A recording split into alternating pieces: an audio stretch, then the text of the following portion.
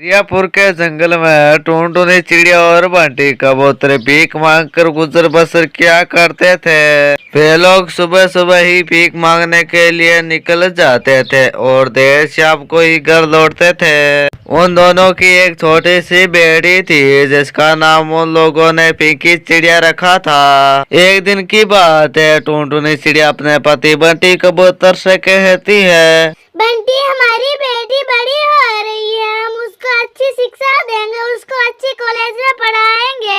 उसको मैं मेरी तरह भीख मांगने नहीं देने वाली हूँ। उसको मैं पढ़ा लिखा कर बहुत ही बड़ा अफसर बनाना चाहती हूँ। तब बंटी कबूतर टूनटू ने चिड़िया से कहता है, अरे हाँ, टोंटो ने चिड़िया चाहता तो मैं भी यही हूँ, लेकिन भीख में इतना पैसा नहीं मिलता है कि मैं ये सब काम कर सकूँ। पढ़ाई तो बहुत दूर की बात है, 2 वक्त का खाना भी बहुत मुश्किल होता है। ऐसे वे दोनों पति पत्नी अपनी बेटी के भविष्य के लिए सोच रहे थे। उसी समय वहाँ से पिंकी चिड़िया गुजर रही थी। वे उन दोनों को भीख मांगते हुए देखकर वहाँ पर रुक जाती है और तभी टूनटूनी चिड़िया कहती है, कुछ खाने को दे दो बहन, तुम्हारा भगवान बहुत ज्यादा भला करेगा।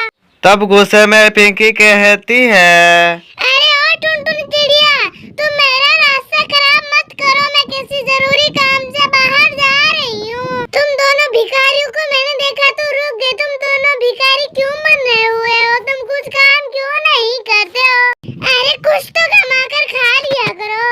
कौन सा काम करूँ सुंदरी बहन, हम गरीबों को कोई काम तक नहीं देता है। पिंकी बहन, दे दो, तुम्हारा भगवान बहुत ज्यादा भला करेगा। जिस काम से तुम बाहर जा रही हो उस काम से तुझको सफलता मिले।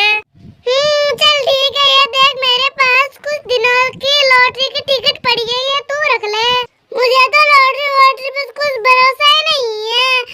वैसे ही मुझे कालो कौवा ने कपड़ा दी, किसको पता कि तुम्हारी लॉटरी लग जाए। पिंकी लॉटरी की टिकट दे देती है और फिर वह वहाँ से चली जाती है। फिर टूनटूनी चिड़िया कहती है, तुम्हारी यात्रा पूरी हो, जिस काम से तुम बाहर जा रहे हो उस काम को तुमसे सफलता मिलेगी। और फिर बंटी कबूतर टूनटूनी चिड़िया से कहता है, मैंने तो सुना था कि पिंकी बहुत ही लालची है। आज देख भी लिया, तुम इस लॉटरी की टिकट को संभाल कर रख देना।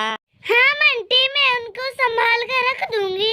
अब चलो बंटी, शाम हो गई है, हम हमारे घोंसले में चलते हैं। और फिर वे दोनों पति पत्नी अपने घर आ जाते हैं और फिर टूनटूनी चिड़िया उस टिकट को एक कोने में रख देती है। इस तरह से काफी समय बीत जाता है।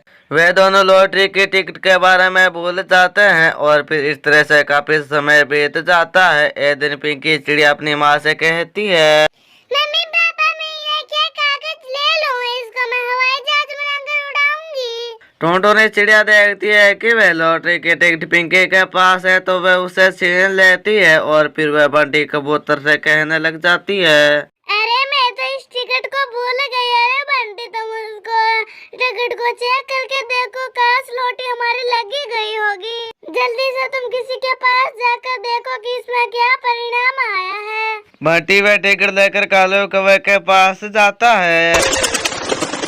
कालो भाई, इस लॉटरी का नंबर मिलाकर देखो क्या परिणाम आया है। कालो वह लॉटरी के टिकट मिलाता है और फिर बंटी कबूतर से कहता है, अरे बंटी भाई, आपके 10 लाख की लॉटरी लग गई है, ये लो पैसे।